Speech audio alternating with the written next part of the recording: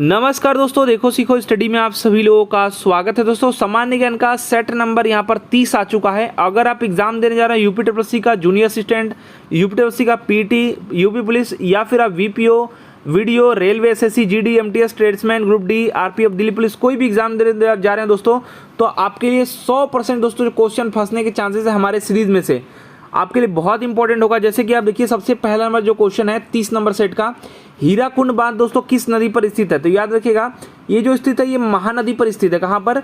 महानदी पर स्थित है। और ये कहाँ है? महानदी दोस्तों जो है इसी में स्थित है। हीराकुंड जो बांध है वो कहाँ पर है? वो संभलपुर में है दोस्तों। कहाँ पर है? संभलपुर में है। ये कहाँ है? ये उड़ीसा में है दोस्तों। उड़ीसा में आपको संभलपुर है, इसी के पास में दोस्तों जो है ये हीराकुंड बांध है। इसकी लंबाई जो है एग्जाम में आ सकता है, ये दोस्तों जो है सबसे लंबी नदी बांध है। ठीक है, याद रखिएगा 4800 मीटर है। ठीक है, साथ ही साथ कुछ इंपॉर्टेंट पॉइंट है। अगर सोन नहर है जो है, पूर्वी सोन नहर और पश्चिमी सोन नहर, इसका निर्माण पूछा जाए तो 1874 में, याद रखिएगा। और एक भाखड़ा नांगल प्रोजेक्ट है, ये किस पर है? ये सतलज नदी पर है। बहुत बार एग्जाम में पूछा जाता है। नेक्स्ट बात करेंगे, सौर सेल दोस्तों जो है इसका निर्माण करने के मतलब इसका जो होता है सौर सेल जो होता है किस चीज़ के तत्व के जो है उपयोग किया जाता है निर्माण करने के लिए? तो याद देखिएगा, इन ऑप्शंस में से सौर सेल के निर्माण के लिए किस तत्व का उपयोग करते हैं? तो सिलिकॉन इसका राइट आंसर हो जाएगा। क्या हो जाएगा? सिलिकॉन हो जाएगा। ठीक है, साथ ही साथ दोस्तों सिलिकॉन का आप जानते हैं कि बहुत सारी चीज़ों में उपयोग होता है। जैसे प्लेट हो गया, सोलर जो प्लेट होता है उसमें उपयोग किया जाता है। एन टाइप और पी टाइप के जो अर्धचालक हैं इसके रूप में किया जाता है। ठीक है, और अगर सोडियम की बात करें तो सोडियम दोस्तों एक ऐसी धातु है जिसे जो है हम चाकू से काट सकते हैं। ऐसे क्वेश्चन बनता है। साथ ही साथ अगर बात करेंगे सूर्य के प्रकाश का दोस्तों, तो जानते हैं यही एक जो है मतलब पृथ्वी पर दोस्तों ऊर्जा का सबसे बड़ा स्रोत कह सकते हैं। साथ ही साथ दोस्तों जो है अगर फोटोवोल्टाइक प्रभाव एक होता है जिससे जो है सोलर सेल क्या होता है? फोटोवोल्टाइक प्रभाव से दोस्तों क्या होता है? सूर्य या प्रकाश से अन्य स्रोतों से दोस्तों क्या करता है? ऊर्जा को प्राप्त कर लेता है। याद रखिएगा। चलिए नेक्स्ट बात करेंगे, लोसर उत्सव जो है किस जो है जनजाति के लोगों द्वारा मनाया जाता है? लोसर उत्सव जब आ जाएगा तो याद रखेंगे, ये दोस्तों अगर राज्य पूछा जाए आपसे, राज्य जब पूछा जाए तो ये दोस्तों आपका जो है मनाया जाता है अरुणाचल प्रदेश में दोस्तों। जो आपकी अरुणाचल प्रदेश में जो मोनपा दोस्तों जो जनजाति है इसमें मनाया जाता है। साथ ही साथ लोसर जो है आपको कई बार दिखेगा जो है जो लद्दाख का जगह है, लद्दाख, वहाँ पर भी लोसर मनाया जाता है। तो याद रखिएगा, हो सकता है एग्जाम में आपके पूछा जाए पूर्वोत्तर राज्यों और लद्दाख में लोसर उत्सव मनाया जाता है। इसका जो अर्थ होता है वो नया साल होता है। क्या होता है? नया साल का ये है। ठीक है, मोनपा याद रखिएगा अरुणाचल प्रदेश की जनजाति है जो मनाता है या मनाते हैं लोग। ठीक है, अरुणाचल प्रदेश का तवांग जिला है, उसी में दोस्तों जो मोनपा जनजाति है। नेक्स्ट बात करेंगे, भारत रत्न प्राप्त करने वाले किसी मतलब यहाँ पर किस व्यक्ति होना चाहिए था? किस व्यक्ति का जन्मदिन इंजीनियर दिवस के रूप में मनाया जाता है? तो याद रखिएगा, भारत रत्न प्राप्त करने वाले एम विश्वेश्वरैया जी हैं। महान अभियंता कहिए, इंजीनियर कहिए, एम विश्वेश्वरैया जी, इनके जो है जन्मदिन को मनाया जाता है भारतीय जो है इंजीनियर दिवस के रूप में। ये दिवस है आपका 15 सितंबर को। ठीक है, साथ ही साथ विज्ञान दिवस मनाया जाता है, याद रखिएगा 28 फरवरी को। राष्ट्रीय विज्ञान दिवस और दोस्तों जो है राष्ट्रीय गणित दिवस जो है 22 दिसंबर को मनाया जाता है। किसके उपलक्ष्य में मनाया जाता है? कमेंट बॉक्स में आप लोग लिख करके बताएंगे। ठीक है, नेक्स्ट बात करेंगे, निम्न में से कौन सा नृत्य जो है मध्य प्रदेश का जो है नृत्य शैली है? तो याद रखिएगा, माचा, म से मध्य प्रदेश, म से मालवा और म से माचा। मालवा जो क्षेत्र है, मालवा क्षेत्र है उसका दोस्तों जो है वो प्रमुख नृत्य है, या फिर कहिए मध्य प्रदेश का दोस्तों प्रमुख नृत्य माचा है। म से है भी याद करना आसान है। चेराव दोस्तों जो है ये चेराव जो है ये राजस्थान का है, राजस्थान का है, याद रखेंगे। ठीक है, लेजिम जो है नृत्य है ये महाराष्ट्र का है। कहाँ का है? महाराष्ट्र का है। और ओट्टम जिसके लास्ट में आ जाता है आप जानते हैं क्या हो जाता है? केरल का है ये, ओट्टम थुलुल। ठीक है, तो सब हो गया। माचा मालवा मध्य प्रदेश, लेजिम महाराष्ट्र, ओट्टम थुलुल दोस्तों केरल, चेराव जो है राजस्थान। तो एग्जाम में कोई भी आएगा आप कर लेंगे। नेक्स्ट बात करेंगे, निम्नलिखित में से कौन सी जो है नेपाल की सबसे लंबी नदी है? तो नेपाल की सबसे नदी जो है लंबी कर्णाली, याद रखेंगे कर्णाली दोस्तों जो है नेपाल की सबसे लंबी नदी है। ठीक है, इसकी लंबाई जब पूछा जाए तो 507 जो है km है। अगर दोस्तों बात किया जाए नेपाल की सबसे लंबी झील तो टाटा ताल है। टाटा ताल सबसे लंबी झील है, याद रखिएगा। गंडक जो नदी है वो बिहार और नेपाल में दोस्तों बहने वाली एक नदी है, याद रखिएगा गंडक जो है, ठीक है। साथ ही साथ दोस्तों जो है इस नदी को नेपाल में शालिग्राम और जो है मैदानी भागों में नारायणी और सप्त गंडकी के नाम से भी जाना जाता है। गंडक नदी को दोस्तों जो है इसी पर दोस्तों त्रिवेणी बांध है। और गंडक नदी को दोस्तों शपथ ब्राह्मण में सदा नीरा नदी भी उल्लेखित किया गया है या फिर बोला गया है। नेक्स्ट बात करेंगे, किरण देसाई ने निम्नलिखित में से कौन सी पुस्तक लिखी है। किरण देसाई ने दोस्तों जो लिखा हुआ है द इनहेरिटेंस ऑफ लॉस है, तो यानी कि यहाँ पर आपका बी राइट आंसर हो जाएगा। ये पुस्तक इन्होंने लिखा है और दोस्तों जो है इनको मान बुकर दिया गया है इसके लिए। और कब दिया गया है, 2006 में इनको मान बुकर मिला है। मान बुकर इसी के लिए मिला है इनको, याद रखिएगा किरण देसाई जी को। कुछ इंपॉर्टेंट पॉइंट्स जो कि आपके एग्जाम के लिए बहुत ही इंपॉर्टेंट है, जैसे कि मान बुकर पुरस्कार दिया जाने वाला दोस्तों साहित्य नोबेल के लिए कब दोस्तों ये पुरस्कार माना जाता है, कब से ये है, तो आपका 1969 से। साथ ही साथ मान बुकर के तहत दोस्तों जो है क्या क्या मिलता है, तो ये दोस्तों 50,000 पाउंड है। 50,000 दोस्तों पाउंड मिलता है, लिख लीजिएगा, ये दोस्तों दिया जाता है। और कुछ जो लेखक है भारतीय मूल के लेखक है जिनको मिला है, एक तो वीएस नायपॉल है, मैंने पिछले जो है वीडियोस में डिस्कस किया। इन ए फ्री स्टे, ठीक है, 1971 में इनको मिल चुका है। सलमान रुश्दी जी को मिला था।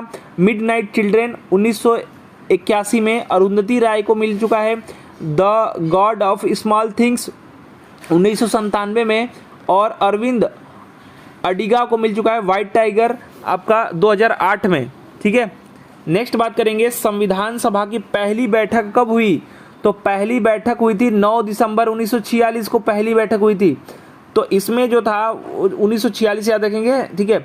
इसमें जो सच्चिदानंद सिन्हा जी थे, ये दो दोस्तों जानते हैं कि अस्थायी सदस्य के मतलब जो है क्या कहते हैं अध्यक्ष के रूप में इनको चुना गया था। और 9 दिसंबर को याद रखेंगे, ये सब इंपॉर्टेंट है, 1946। ठीक 2 दिन बाद 11 दिसंबर 1946 में क्या हुआ, राजेंद्र प्रसाद जी को स्थायी जो है अध्यक्ष के रूप में निर्वाचित किया गया, याद रखिएगा 11 दिसंबर को, ठीक है।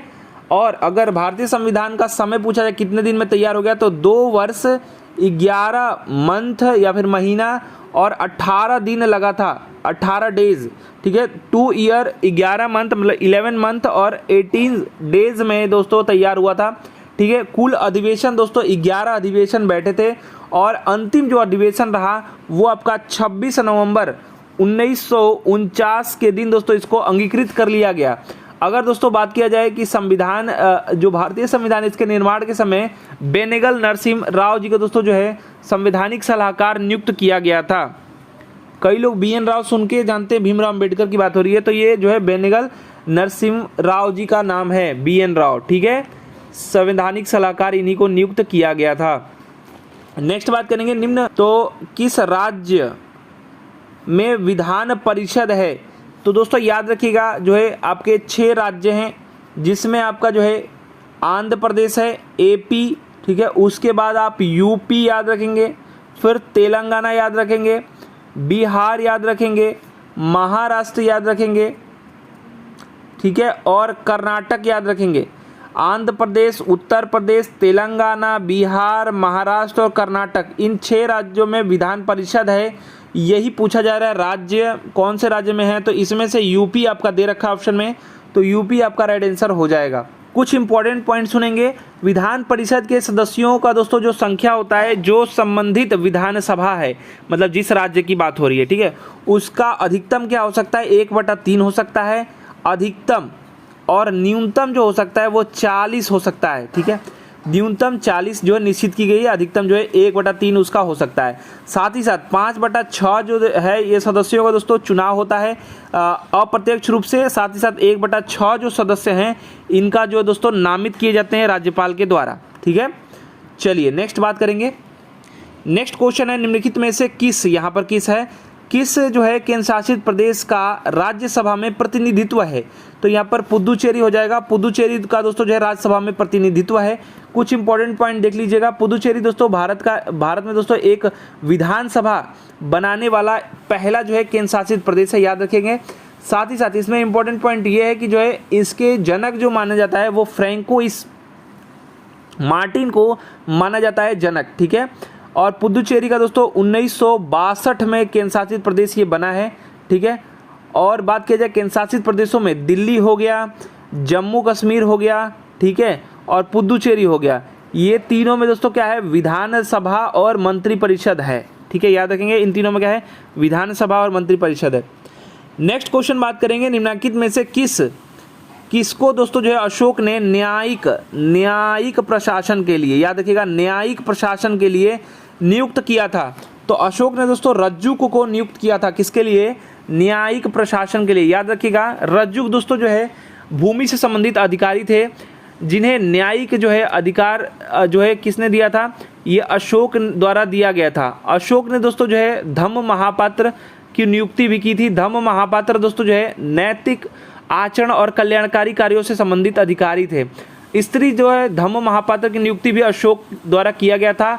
अर्थशास्त्र के 18वें तीर्थ, अर्थशास्त्र में दोस्तों 18 जो है तीर्थ और 27 अध्यक्ष का उल्लेख मिलता है, याद रखेंगे, ठीक है। तो रज्जुक याद करेंगे। नेक्स्ट बात करेंगे, औरंगजेब के विरुद्ध 1668 में जाट विद्रोह का नेता कौन था? तो जाट विद्रोह का जो नेता था वो गोकुल जी थे। कौन था? गोकुल जी थे।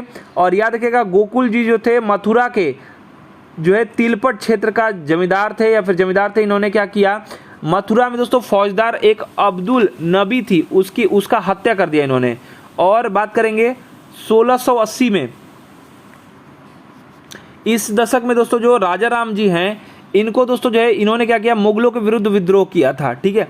इन्होंने क्या किया था, याद करेंगे कि 1688 में क्या किया इन्होंने जो है अकबर का जो मकबरा है सिकंदरा में, उसको खोद करके हड्डियों को जला दिया, ठीक है।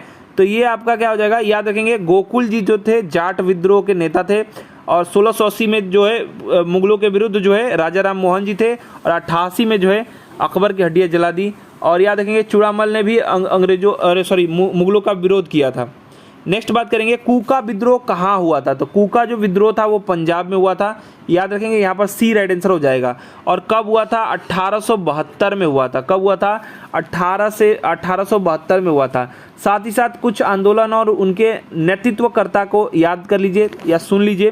कूका आंदोलन का दोस्तों भगत जवाहर मल जी जो थे वो कूका विद्रोह के या फिर कूका आंदोलन के। और ताना भगत आंदोलन का जो है जतरा भगत जी थे, ठीक है। और ते भागा जो आंदोलन था ये कंपा राम सिंह जी थे, ठीक है। अलीगढ़ आंदोलन का सर सैयद अहमद खान जी थे। फराजी आंदोलन का हाजी सैयदुल्लाह जी थे, ठीक है, सरियतुल्लाह जी थे। अहमदिया आंदोलन का मिर्जा गुलाम जो है अहमद थे। देवबंद आंदोलन का रशीद अहमद गंगोही और कासिम जो है ननौतवी थे। नेक्स्ट बात करेंगे, इनमें से कौन सुमेलित नहीं है? तो तीर्थंकर दिया है और प्रतीक दिया है। तो देखिए ऋषभ जो है वो आदिनाथ जी का प्रतीक है। मल्लीनाथ जी का जो है जल कलश है, मल्लीनाथ जी का जो है जल कलश है, ये भी सही है। और पार्श्वनाथ जी का सर्प है, यानी ये प्रतीक सब सही है। लेकिन संभवनाथ जी का जो है वो क्या है? अश्व है, अश्व, ठीक है। तो राइट आंसर यहाँ पर डी हो जाएगा। संभवनाथ जी का जो है वो अश्व प्रतीक है। तो ये आपका जो सुमेलित नहीं है उसमें मृग दिया है, तो डी यहाँ पर आपका सुमेलित नहीं है, गलत है। नेक्स्ट बात करेंगे, ये इक्ता सटा हुआ होता है ना। इक्ता प्रणाली किसने शुरू किया? तो इक्ता प्रथा जानते हैं इल्तुतमिश ने शुरू किया था। इक्ता प्रथा किसने शुरू किया था? ये प्रणाली जो है ये गुलाम वंश के जो शासक था इल्तुतमिश, इसके द्वारा चलाया गया। इक्ता प्रथा दोस्तों इसकी विस्तृत जो जानकारी है वो निजामुल की पुस्तक जो है सियासतनामा, क्या नाम है? सियासतनामा, इसमें मिलती है। इक्ता प्रणाली दोस्तों राजस्व एकत्र करने का एक व्यवस्था था। इक्ता का जो प्रधान होता था या फिर जिसे इक्तादार कहा जाता था, ये एकत्रित राजस्व की दोस्तों क्या करता था, इससे जो है सुरक्षा के लिए सैनिकों भी रखने होते थे, मतलब जो राजस्व मिला है उससे। और दोस्तों इसे वेतन नहीं दिया जाता था, क्या किया जाता था, जो उसने इकट्ठा किया है ना लगान, उसमें इसका एक भाग इसको रखना होता था। नेक्स्ट बात करेंगे भगत सिंह को फांसी की सजा सुनाने वाला न्यायाधीश कौन था। तो न्यायाधीश का नाम है जी.सी. हिल्टन। क्या नाम है? जी.सी. हिल्टन। और डेट याद रखिएगा 23 मार्च को दोस्तों जो है क्या है 1931 को फांसी हुई है। ठीक है। और दोस्तों किस चीज़ के लिए हुई है? 8 अप्रैल 1929 में केंद्रीय विधायिका मंडल में बम फेंकने के सिलसिले में जो है गिरफ्तारी हुई थी भगत सिंह और बटुकेश्वर दत्त जी को। और जो मौत की सज़ा सुनाएगी इनको, ये सांडर्स हत्याकांड में किया गया। सांडर्स हत्याकांड में इनको मौत की सज़ा सुनाई गई 1926 में। भगत सिंह, छबीलदास जी और यशपाल ने नौजवान भारत का एक सभा का गठन इन्होंने किया था।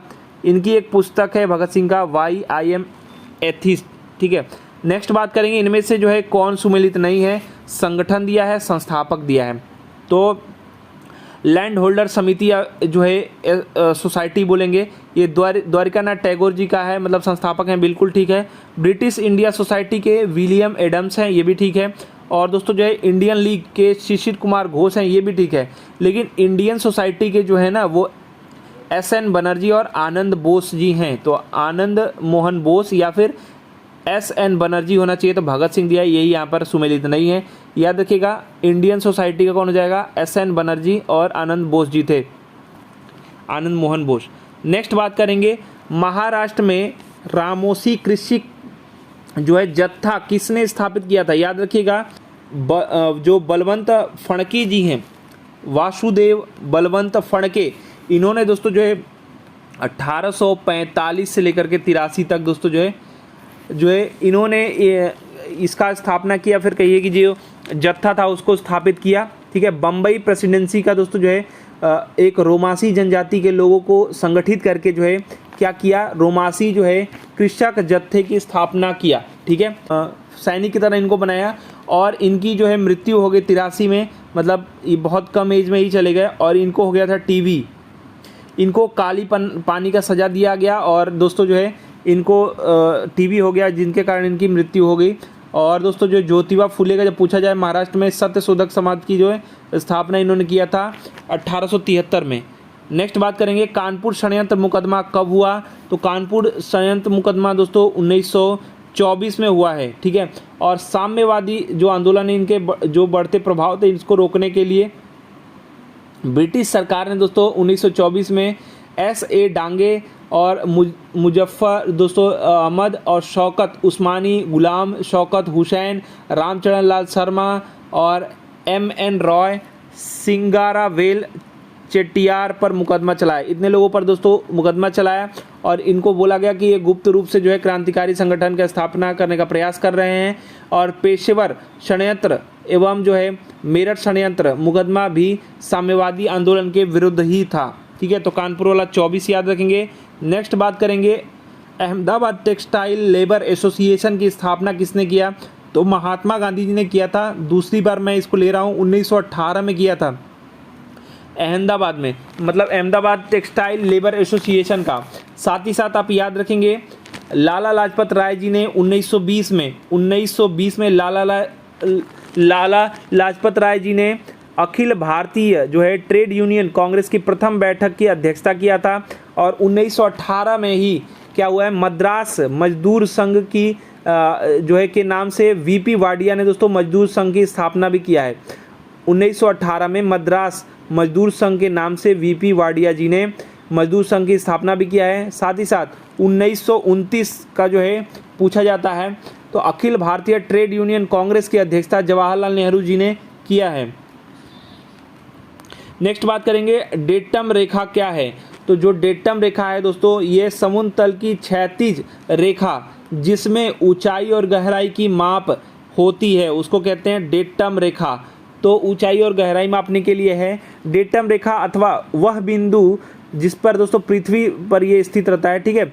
जिसके सापेक्ष ये बिंदु क्या है समझिएगा, जिसके सापेक्ष किसी ऊंचाई पर जाते हुए वस्तु की ऊंचाई अथवा गहराई मापी जाती है। इस माप में जो है किसका प्रयोग होता है, थियोडोलाइट का।